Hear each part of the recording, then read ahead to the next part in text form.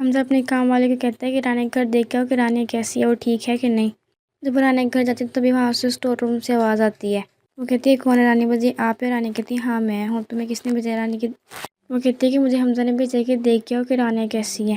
پھر رانیہ اس کام والے کو کچھ کاغذ پہ لکھ کے دیتی ہے اور کہتی ہے کہ یہ حمزہ کو دے دینا، اور کہتی ہے اچھا۔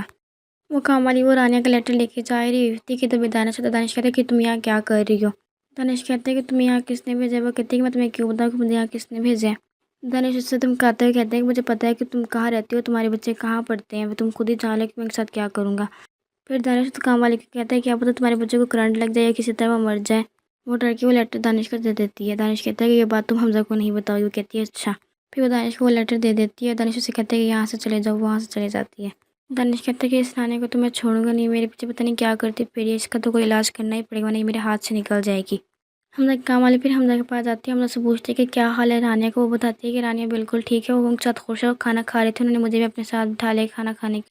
حمزہ سے کہتا ہے کہ رانیہ کے ساتھ دانش کچھ کرتا تو نہیں؟ اس کے کام والی کہتی ہے نہیں، میرے ساتھ کچھ نہیں کرتا، وہ جھوٹ بول دیتی ہے، پھر وہاں سے چلے جاتی ہے۔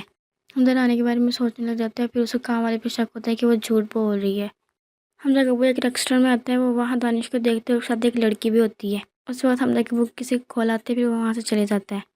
دانش سائمہ کو کہتا ہے کہ ویسے تمہاری امی سے مجھے یہ امید نہیں تھی کہ وہ مجھے یہ کہیں گی۔ سائمہ کہتی ہے امی نے تمہیں کیا کہا؟ وہ کہتا ہے کہ میرا بھی کام پہ فوکس تھا، تمہاری امی شادی کی ڈیٹ لگا کے بیٹھی ہو۔ سائمہ کہتی ہے اور کیا غلط کہا انہوں نے؟ سائمہ کہتی ہے صحیح کہا ہے میری امی نے، اگر میری شادی کہیں اور ہو گئی۔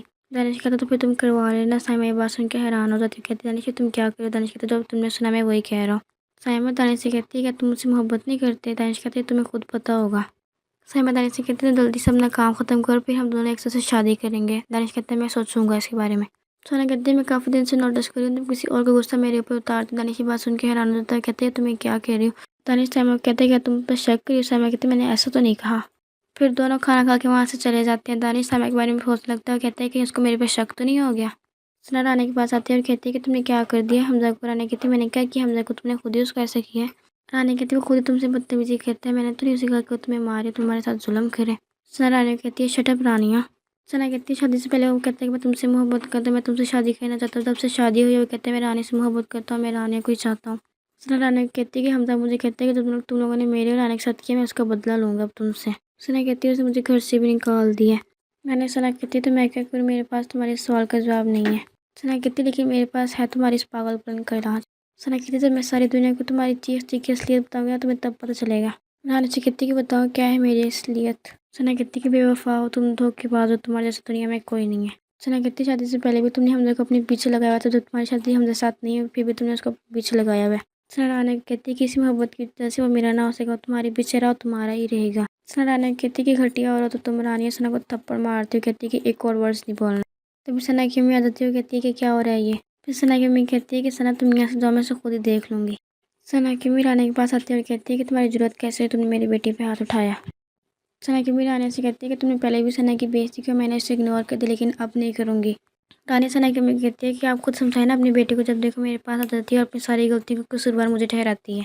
حمزہ اس کے ساتھ برا کرتے ہوئے لڑتی ہے، آ کے میرے پاس ہے، سارا اپنا غصہ میرے اوپر نکال دیتی ہے۔ رانیہ کہتی ہے پھر میں بھی برداشت نہیں کروں گی، میں نے بہت برداشت کر لیا، بہت ظلم سہ لیا۔ سنا کی امی رانیہ کہتی ہے کہ تمہاری جرأت کیسے ہوئی میری بیٹی کے بارے میں ایسے کہنے کی۔ سنا کی امی رانیہ کو تھپڑ مارتے ہوئے کہتی ہے کہ تم دوبارہ میری بیٹی کے بارے میں ایسا کچھ کہنا۔ اور کہتی ہے کہ پہلے اپنے آپ کو دیکھو، ہر بار گھر سے بھاگ جاتی ہو۔ رانیہ کہتی ہے میں تو بھاگ کے واپس بھی آ جاتی ہوں، آپ کی بیٹی تو بھاگ جاتی ہے پھر واپس ہی نہیں آتی، اس کو تو حمزہ نے اس بار تک کے دے کے اپنے گھر سے نکالا، اس لیے وہ گھر سے باہر آئی ہے۔ سنا کی امی رانیہ کہتی ہے کہ چپ کر جاؤ، تم نے میری بیٹی کے بارے میں ایک اور ورڈ بولا تو میں تمہیں چھوڑوں گی نہیں، تو پھر مجھ سے برا کچھ نہیں ہوگا۔ اور یہ کہ وہ غصے میں وہاں سے چلے جاتی ہے۔